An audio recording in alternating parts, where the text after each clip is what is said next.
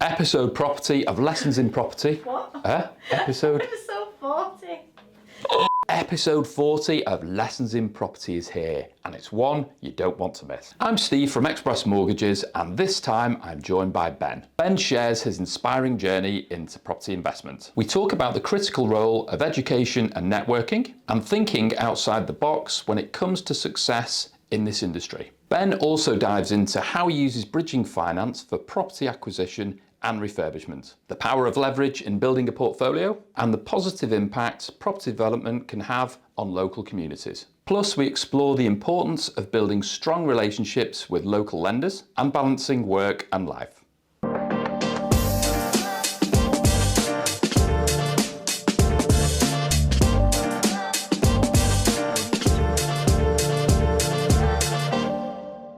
Hi, Ben. Hi, Steve. Thanks very much for having me. No problem. And as you can see, folks, I'm at home today. I'm in the wife's office, so which is also my office sometimes when I'm working from home. So Ben's a great guy. We know each other from Paul McFadden Wealth. You're involved in property. You've got an accountancy background, which I always find interesting in business because, as we were just saying then, Ben, accountants usually make very good business people. You'd hope so anyway. Yeah, I think to kick things off, it'd be good to just understand a little bit about your journey, how you got into property, and then, you know, what you're on with at the moment. So to kind of kick the journey off, honestly, I was just looking for routes to just be generating, you know, a bit of a pot in the background, essentially for building future wealth. Didn't have as much faith in the classic pension pot as perhaps one should, and while looking at, you know, more stereotypical types of investing like stocks and shares and tracker funds and their various different things, I was really curious in physical assets. And housing in the UK is well, it's as fundamental as it comes, really. You know, it's kind of been a generational definition of wealth building, and continues to be for the future as well. So I got really interested in that, and I started off with a buy to let. We had a doer-upper in Portsmouth, shall we call it? It was a labor of love and hate at the same time. My wife and I had a terrace house. It was a 3-bed terrace house in Portsmouth, back to brickwork for most of it. Really redoing absolutely everything, suffered with terrible damp because it was built on reclaimed swampland. All this work that we had to do to it, and we kind of sat there finishing it all off, came to remortgage, and came to the sudden realization that actually there was a massive chunk of equity sitting in this house. So remortgaged, pulled some money out, and then kind of turned around and said, well, what do we do with this? And I went to go and see my financial advisor. I had a financial advisor at the time who was helping me because I was kind of starting out that journey of thinking about this. Didn't get the world's greatest advice from him. Didn't really give me much to go off. Kind of offered me effectively an index fund that would return 9% over 3 years. And so when I kind of sat there, I thought, I know inflation's pretty low, but that's not not really what I'm after. Yeah, not really what I'm after here. And so then he made the comment at the end of it, actually, to sit there and say, oh, you know, how funny the different people we meet at the start of your journey.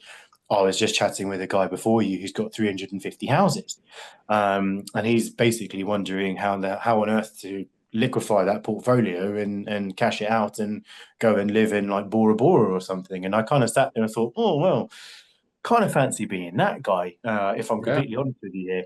So I started kind of researching myself, and to be honest with you, just like YouTube videos and podcasts and books and various different things.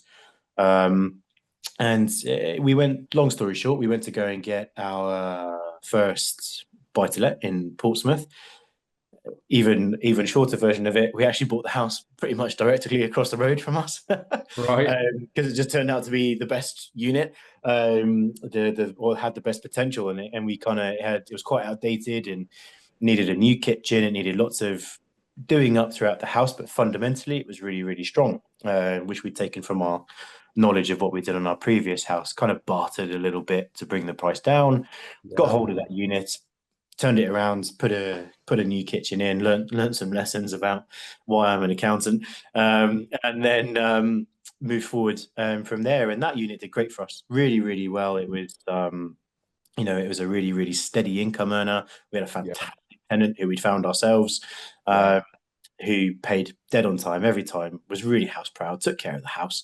And then again, we ended up with a nice big chunk of equity in there. And at this Yeah. point, we'd physically moved up to Scotland. We'd had our two boys, and we wanted a different kind of quality of life and pace of life, which we kind of found more attractive where we are now, up in the central belt. It then came to this position where it was, well, how do I take this further? Because now I've got equity, and now I've got other equity, and I've got some savings, and I've got some stuff that I've done, and I want to go further than this. And obviously, all my research led me to PMW. It led me to the education from there. Took the leap to kind of get myself tooled up and really understand the world of opportunity out there. I'd already been looking for a deal that was below market value. I grabbed hold of one, um, learned a ton of lessons. It was a bloody awful deal, Steve. Absolutely terrible. They're the ones that you learn the most, though, aren't they? Well, yeah, quite, and the first go at everything. Everyone's going to have something that they need to learn. At the end of the day, if I hadn't invested in that education piece and understood some of the opportunities that are out there, I'd be kind of staring down a bit of a not a black hole, because time is on my side in this equation. It's the Yeah. lovely thing about property. Time is always on your side. It will balance the numbers for you. But actually, the ability to speed that up, and it was Ian Briley who kind of taught us that concept of, well, what's your list of ingredients and what you're trying to make, and then repurposed it as an SA unit. And now the projected payback on it has dropped from like 18 years down to about 3 or 4, and it's a really high earner. Yeah. So it's absolutely churning through, and I've got the refurb on that was both terrible and fantastic at the same time, because Yeah. it was the leveraging for me, knowing the things I do know and knowing the things I don't know, Mm. and having the putting the ego aside to accept the fact that I don't know the things I don't know, Mm. has been the biggest thing for me, because it put me in the path of professionals like Express, Chelsea, and Emily. I mean, if anybody's wondering about property, and they want to get involved in this stuff, if you can get in front of Chelsea and Emily and Natalie combined as a power team, anyone can achieve anything. I can't speak highly enough of them. Folks that are taking bridges out, of course, we're on the clock, aren't we? Because bridging finance is more expensive. That's the key thing. And whenever I ask that question, that tends to be the answer. What's your first word that comes into your head when I say bridging finance? Expensive. However, it's on the plus side, it unlocks deals. It allows us to acquire properties that we might not be able to do. We've got the power of leverage, various things as to why you'd use bridging finance. When you are using alternative funds like that, and it's not just savings in the bank, of course, we all want projects to go through pretty quickly, but there's an extra motivation to get them through quick when you've accessed bridging finance, because you want that debt paid off as quick as you can, don't you? And Yeah, essentially, it's a quick product, and that I think when I saw you in person at PMW, I said it's opportunity. It absolutely opens up so many different avenues for acquisition of properties, and the ability to really move fast and outpace things. But then equally, you want to be quick on the other end of it as well. You want to be able to exit as quickly as you can, because, yeah, of course, it is fundamentally, it's more expensive than a Mm. mortgage would be by comparison, arguably, but not by as much as I actually thought at the time. It's not, like, Not everyone's going to know this, but if you're using a bridging product, and it's a relatively light refurb or light to mid refurb, and you can get it done in 6 weeks or inside a couple of months, let's say, then the cost of bridging might not be that much different than a mortgage with an early repayment charge. And that's yeah. that's the thing, because it's the interest rate that you sat on, which is calculated per month. And rates at the minute are 0.8, 0.9, 1% a month, somewhere in that range for most projects. Mm. You've got your facility fee when you start the bridge, which typically it's 2% in, and then you've got your 0.8 to 1% per month, let's say. But quite often you've got no exit fee. So they're Yeah. the fees to take into account. I know we've got like lenders' legal fees, survey fees to pay. But if you go with, say, a 2-year fixed rate mortgage, or something that's got tie-ins with a lender, I mean, first of all, you're not really meant to take a mortgage out for a project. They're meant to Yeah. be let out straight away. I must make that point. Some people do it, of course, but you're not really meant to. But there's penalties usually of anywhere from 2 to 5% of what you Yeah. borrow. Now, if you've got a 5% penalty, wow, I mean, that's going to be more expensive than bridging. Absolutely. I mean, so this one that I'm going through at the moment, the loan to value equates to about 45% of the purchase price. Mm. But in terms of the end value where the property really is right now, um, it works out kind of about 30%. So, Yeah, it's lowly leveraged. It's risk is pretty risk adverse because if anything fundamentally does go wrong, my plan is to be able to move this within 3 months. It's a yeah, 12-month term, so I've got lots of breathing room. And then yeah. the other end of it is effectively 1 month's interest. So it Ah, works out about £600 in terms of yeah. an equity versus if I were to compare that to the buy-to-let mortgage I'm looking at, Mm. it's about 5% of the overall cost of the mortgage. Yeah, And which is you can't compare them. It's huge that ability to turn that around. But and the fundamental aspect for me, which is where I guess my finance background leans more into this, is well, it's what I could do with the money in that time. So I can yeah. extract this cash back out. Well, actually, I'm down again this weekend to go and have a look at a couple more properties. Mm. Cash will be in the bank to be able to move quickly on those and go Yeah, again. And it's that ability and it's that roast, it's that capital employed. yeah. Actually, you can generate significantly more transactions, which in turn just keep upping your return. You could build volume and you could build at speed. And for me right now, building at speed is what I want to do. Well, this era of property at the moment, but also the northeast of England, for me, is it's all a sleeping giant, and this is time to be really aggressively growing and cashing in on the future of property. Fundamentally, it opens that up and it lets you scale quickly. So Yeah. versus where I'd probably be able to get what a unit, maybe 2 units if I'm really, really cautious and I'm really, really Yeah. well behaved and put my Well, money to yeah, the and side. and over time, of course, you've got the power of compounding as the Yeah, as the market increases. I mean, even if the market doesn't increase and you're buying, adding value, refinancing, try and get all your money back out inside a year or two, then yeah, you're going to grow your portfolio over time there anyway. But as the market generally does increase each year, then you've got that power of compounding. And after a few years, you may be able to refinance again, yeah, take a little bit of money out for the next refurb or for another deposit. And we see it express yeah, fairly commonly where people grow portfolios well into the tens, yeah, inside 5 or 6 years. And especially like yourself, you've got some equity to start with. It's not an essential ingredient, it just helps, I guess, propel you a little bit. If you've got mm, some equity or cash to start off getting a couple together, then and you've got some good sources in your power team, that can find you genuine below market value deals.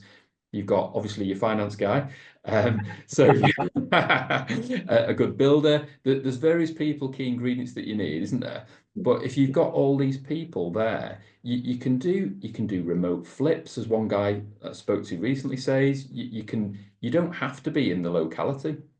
I mean, yeah. like to be, but you can do it at distance and you can build this portfolio and get to a really good number in a handful of years that produces enough positive income per month after your mortgage payments, etc., for most people to give the job up, like and some. 100%. And I mean, it's funny you mentioned the tens. I mean, actually, the biggest thing that held me back last year was actually the legal side. So it was the solicitors. So in terms of kind of that power team growth, I mean, fundamentally, I'm really lucky. I'm really well. I say lucky. Investing in the education, going into the PMW, working through Express, opening up those connections. Yeah. I went to the PMW event and I sat across Mark and Emma Lorente, who are powerhouse. Oh, you can I learn mean, so much, can't you, from oh my goodness! And then yeah, even beyond that, what they're doing with Isotex and the yeah, future application of that, I cannot wait to see where they are in 5, 10 years time with that. It's so exciting. yeah. All of a sudden, you come across all these names and suddenly you're kind of thrown in there with them, and so Mm. building that team was quite a quick process. It Yeah. was actually the legal system that kind of slowed me up. And this year I'm better tooled up. And for actually Mm. it was recommendation through Emily, who Right. put me in touch with a great solicitor. And so this year, the target for me, and I haven't shared this with anybody else, Steve. This is I'm a sneak privileged. peek for you. At the end of this year, I want to be at 10 units. I want to be at 10 Wow. units. I want a mix of SA, and I want Yeah. well, I'm going to lean quite heavily into the SA module, Yeah. because we effectively what this is me building a future for my boys, something that so that I can hand something down to them and give them a leg up in life and say, Yeah. be whoever you want to be. Here's the Yeah. opportunity to do that. Not confined or restricted to go, because a lot of people, most of us have been there. You go down the route of, well, what career, what job pays well? And it's not Yeah, necessarily what you love doing, but you feel like society pushes us that way, doesn't it? And yeah, it's nice if you can give your kids a helping hand there, and then if they want to be an artist or a musician or something that might not pay well unless you're right at the top of your tree, they can yeah. do what they love, and they've got this income stream in the background. For me, having kids was it was perfect because that's my fundamental why. It's my driver. Mm. I've then got my how, which is my wife, who just completely supports me with all of this and really drives me through. She also holds me to account on all of it, Good, and good. We all help. need that.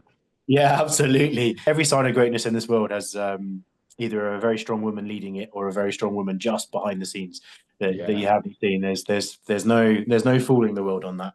That's my fundamental why is building something for them, and it helped funnel that for me and really drive it through. So the strategy for now is to build that to the 10 units by the end of this year. It's a stretch target, Steve. I It haven't is. Well, really so figured out how the hell I'm what are going you to at do the it. moment? 2 units. So it's two now. Okay. So getting to 10. I like that because it's not everyone realizes this, but with goals, you're meant to make them just beyond the possible.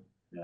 Now, we don't always do that, do we? We sometimes set goals that we think, I know I can do that. It's going to take a bit of work, but I know I can do it. It's meant to be a little bit harder than that. And so if you miss them, if you end up with 8 or 9, it's still a damn good result. Yeah, well, I mean, this for me is a personal aspect. Fundamentally I'm quite lazy.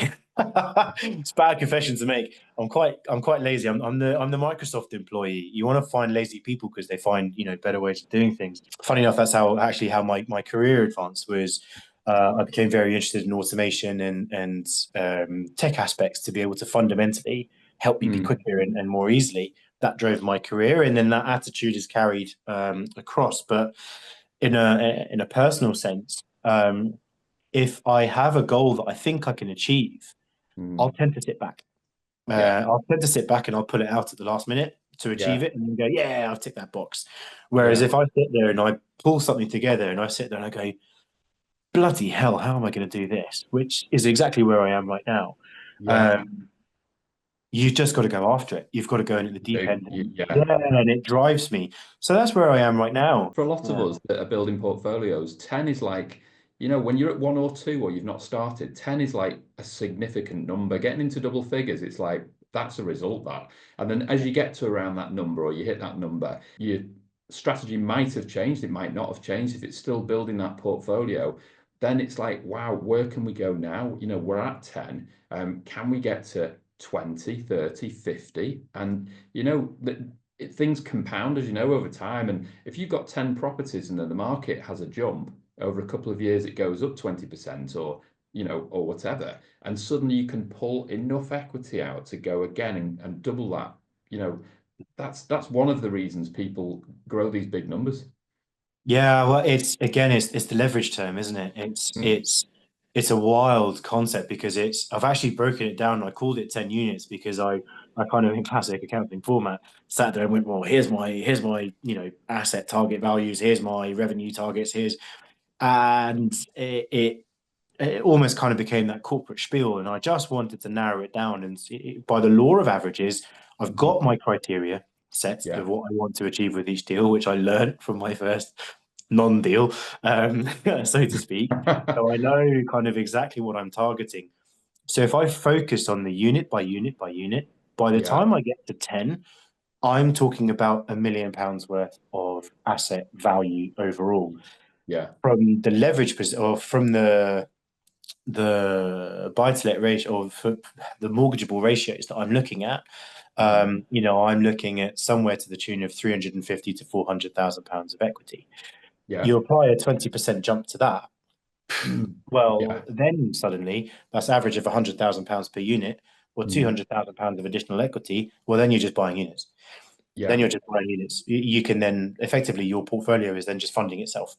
Yeah, yeah. Um, And what you come to learn over time as well is that you might be buying separate single units now, but as you create that level of equity and you've suddenly got a couple of 100 grand playing money, and your knowledge and your network expands, then you can acquire portfolios. You know, there's retired landlords that are looking to get out, that have still got property in personal names, and they just want shut. So you'll yeah, start to build those connections where you can. We've seen it at Express where people bring portfolios to us that are not just 15% below market value, but 20 and even as much as 30% below market value.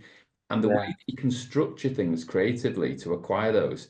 I mean, I tell this story quite a bit, but a lady client of ours picked up 49 properties as a portfolio. It was a repossessed portfolio. So it had a very healthy discount, but with less than 100 grand of her own money. So just by utilizing a few private investors, a very good bridging lender that we used, and then renovating them, selling off a few, but keeping, I think, still 30 odd 40 properties. And then with a cash flow then from that portfolio of at least 10 grand a month after the mortgage has been paid. So you think, with the knowledge, experience, and leverage and all those good things, yeah. over time, once you get your 10, you've probably got that in your awareness to go, right, I'm going to go on the hunt for, and it might not be 49, but it might be like 10, another 15, or whatever properties in one go. It's funny because I'm active within quite a few of these groups, and people like Haley McTaggart, just kind of in the early stages of building her own portfolio, and suddenly she's like lining up portfolio deals. Yeah, And she was working. I remember seeing her working with you guys, and it was almost to the point where there was potential for no money down opportunities. yeah, I mean, Steve, this stuff still blows my mind. It absolutely yeah, blows my mind. I think kind of sometimes still have that ego and that arrogance to sit there and think that I'm a clever guy that understands a thing or two about kind of like financial products and their application, but I don't know a thing. And the scale of opportunity is so huge, and I'm still only tapping into 1% of what's yeah. going on. When I started out in 2001 buying my first property and gradually picking up from there, it was done the slow, typical, traditional way, save what you deposit, wait for the market to go up, etc. Yeah, And then sometimes we've got to get outside of that world of academia and just think creatively. And, a lot of business people aren't necessarily that way, but no. they spot opportunities, they've got a good network, and they take action, they go after things. Whereas sometimes you can have too much knowledge and expertise and academic background where it actually halts your progress, doesn't it? Yeah, absolutely. It's accounting is such a great example for that Mm. because fundamentally we are taught to be quite risk adverse. Yeah, So it's about stacking up your numbers. It's about maximizing your return. It's about reducing your costs. Especially a lot of my background is manufacturing environment. It's dealing with equity firms who have acquired, but it's actually the damage that that mindset has physically caused the businesses they've come into, yeah, because they've come into fundamentally growing businesses mm, and they're looking for quick turnaround. So they're cutting costs. They're yeah, not investing anymore. They're reducing costs to the absolute baseline to maximize the EBIT. And then they get to sit there and go, hey, I've turned this company around. It's worth a fortune. Come buy it off me. yeah, And um, I've watched irreversible damage be done through that. yeah, And I think that's probably the aspect that that got me very, very interested in differentiating myself from that mentality. mm, But then also it was when I looked at the other side of those transactions of how did they raise those funds? Where did they get yeah, those funds from? Well, how have yeah. they applied them? Well, actually, now they've maximized value and they've extracted it. And some of them were doing like 32 multiplier returns on their Wow. money within 6 7 years. And it was a bit kind of, oh wow, okay, and how can I apply this to my own life? Mm, And then the differentiator for me was that I also want to have a positive impact in terms Mm. of what I'm doing, because I don't want to be property carries with it a lot of solid reputations and kind of bit of ruthlessness in there somewhere where people have not invested the right way. They've Mm. kind of left properties to rack and ruin, and it creates this bad sentiment in society, which ironically drives government policy sometimes. But I wanted to make sure that I was creating a good impact by bringing these homes back to life. Yeah, Refurbishing this one that I've got hold of was all but abandoned yeah, for 2 years. And when I actually spoke to the neighbours, first thing they said was when I came in was, "Thank God someone's got it. yeah, Damp yeah. coming through the wall that's from your side, and this hasn't been done, and this hasn't been done. And it looks Oh, bloody awful." absolutely. And then the second part of it was, oh, please don't, rent it out to me and get everybody else in there and do all these different things, which is, of course, a perfectly valid strategy. But, when I sat there and just met them and talked to them and built a relationship with them, suddenly they were on side and they've Yeah. got a spare set of keys. So when the meter guys are going around, they'll happily let them in. And Oh, fair play. stuff like that, Yeah. and they get a bottle of wine and a dinner out on me Oh, every couple of months or so. The nice thing is I can have a bigger impact. Now, if yeah. I can scale and become more than I am right now, then I can play a part in regenerating an area that's been ignored for the last Yeah. 2, 3 decades. Sometimes forget, or it's easy to forget, isn't it? That because we're looking at the numbers, we're looking at it. Profit is important. You've got to make profit on a deal. You've got to make Yeah, sure that it's a worthwhile exercise. But these are homes that people's homes that are around it, and even like you mentioned, terrace property there. Even if you're on a street that doesn't have terrace property, if it's detached property, but one's dilapidated, that's in between, yeah, you and the next neighbour, and it can pull down the street, can't it? If it looks like it's not cared for. But even more so with terrace properties, because you've got, like, if it's left to rack and ruin, you've got damp coming through your walls, and that they yeah, just want somebody to come along and sort the property out. So in some ways you're seen as a savior, but by others, yeah, the UK view sometimes is this greedy, hungry property developer, and just yeah. looking after the bottom line. And I think if you can come across as, you do actually care, you give a toss about improving that property in that neighborhood, then that'll be seen, and it'll come through in your conversations, and you'll get so much back from those people as well. Before I understood them a lot better, I had a lot of skepticism about the concept of bridging, because if you talk to anybody, Mm.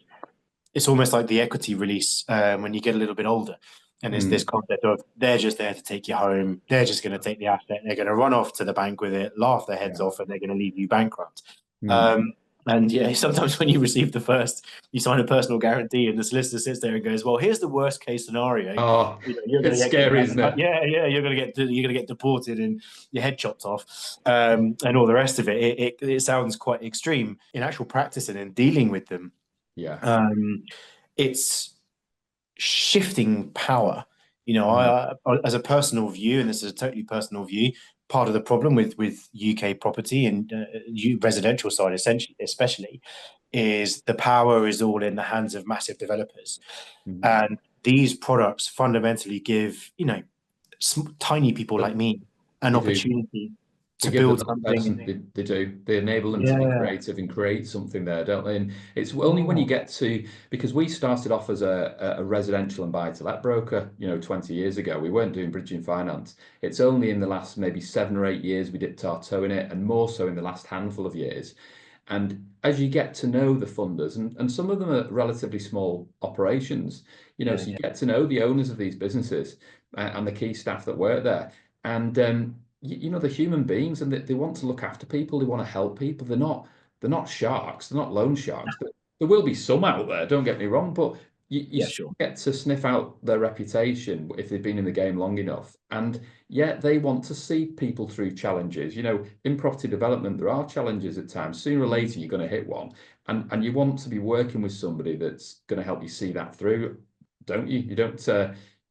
If they're just going to slap you with default interest and penalty charges and all this stuff, that's going to eat all the way into your profit, that's not somebody we want to be working with. You want to be working with people that are understanding, and that will maybe give you an extension on your agreement if you need it, and just see you through the challenge. And this is this concept of the leveraging point, which Mm. is why I've been using Express is because you have those relationships, you've done that vetting.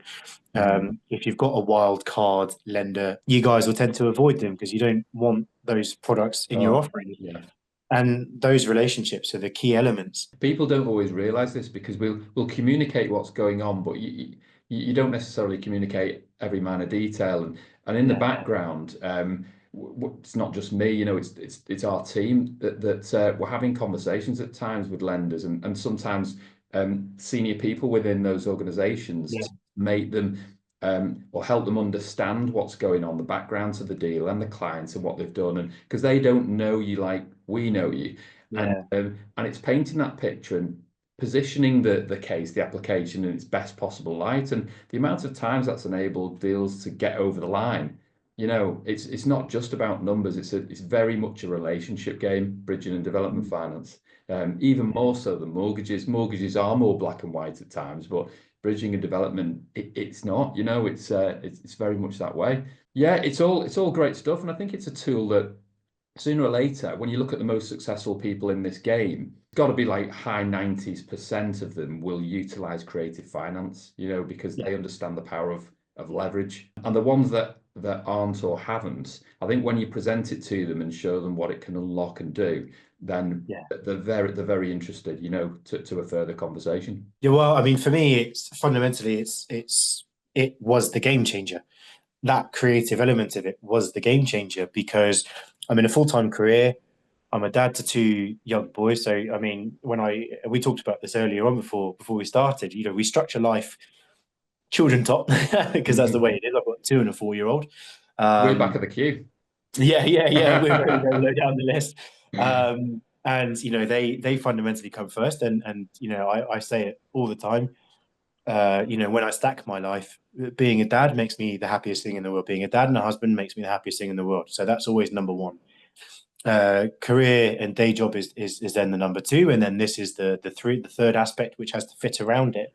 Mm. So for me, this is what has made this a Mm. viable option. It's what's made it viable. Otherwise, it would be save up, save up, save up, Yeah, remortgage in 5 years once I'm able to do so, acquire another unit, maybe a second unit, maybe do the 1 unit per year if I'm having a great year and I get a good bonus.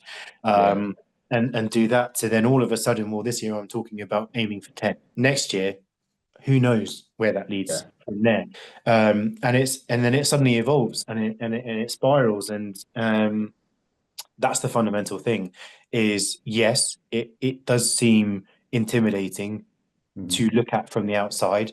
And yes, it's hard to look at 1% a month on a big number and go, oh. But it unlocks scale and it yeah, unlocks speed and it unlocks quick moving opportunities, which yeah. fundamentally is it. And then with the education behind it, once you've learned, and I'm saying this like I'm like the world's leading expert in it, I'm still figuring it out, Steve. Once you're stacking the numbers a lot better, it moves and Yeah, moves and moves. And then once, for me, I've learned my rules, I know my criteria. If yeah, it meets the criteria, I'm in. If it yeah. doesn't meet the criteria, we move on. That scalability is, I almost find it scary in the other direction Mhm. because now all of a sudden it's like, well, where is enough? Where do I stop? Where do I draw a line? Where do Yeah. I say, well, I'm no longer Ben Siddell, the manufacturing company finance manager, pushing to be the FD. I'm now Ben Siddell, the portfolio developer. In the business of life, we don't often figure this out, do we? I think it's just allowing ourselves some time to just spend some time in quietness in nature or whatever, go for a walk, go for a hike, and you start to get these thoughts, and then at some point, I think you'll just come to a conclusion. Actually, I feel ready to make the shift, or this is what I want to do, and you go from there. So when you do get some time, I guess just to end on this point, we know like kids first, career, side hustles. What does Ben Siddell like to do in his spare time when he does get In that spare leisure time, time? when I get some spare time. So I mean, to be honest with you, it's my boys take up all of my time. Lord knows how I got them, but they're two high energy young lads. So they take up a lot of my time. But when I do get some true spare time, I've got a new routine at the moment, which I'm doing. I'm not going to turn my camera to show you it because my house is an absolute bomb site. But I've got a new little portable sauna. Oh, I nice. popped out back. So we live with the woods just behind us. So I Yeah, walk out in the woods or I run out in the lovely. woods and 30 minutes in that sauna listening with a podcast outside or something like that, and just tuning out and Yeah, just allowing myself to process my time from the day. When I was a younger man, I loved my weightlifting. I was big into my weightlifting, but it came at a price on my joints, which can no longer handle such frivolity, Steve. They can't do it anymore. So it's a much more easy exercise regime these days. Family time is my de-stress time. That's my zen and my happiness. And we've got 2 hours each week on a Sunday morning, which is when we go off to church. Mm. It's just sanctity time. That's it. That's our time. It's dedicated, and Oh, brilliant. that's where I really just unwind and zero in on what really matters. Yeah.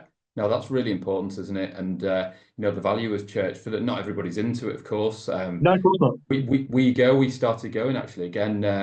When was it? July? No, mid June, and it's a lovely time, and it's challenging because you've got kids' parties quite often that are on a Saturday and a Yeah, Sunday, and you've got they can do football, they can do rugby. There's so many things that kids can do, and your attention can be taken away, and it's keeping that time sacrosanct, isn't it? And the odd thing is going to be chucked at you where you might need to miss it, but I think that the importance of that and how you feel and the connection that you get it's really, I just think it's really important, and it shows, I think, in your day-to-day life how you deal with challenges, how you interact with other people. I think it's massively important. No, that's been great, Ben. Thank you very much for coming on. It's a really good chat, that, and it's just quite different than a lot of other podcasts I do. So yeah, very much thank you appreciate so it. much. Thank you so much for having me, mate. I feel really privileged to be asked. Ben's story is a great reminder that success in property starts with education, relationships, and a strong mindset. If you've enjoyed this episode and are feeling inspired, don't forget to like, subscribe, and give it a share. See you next time.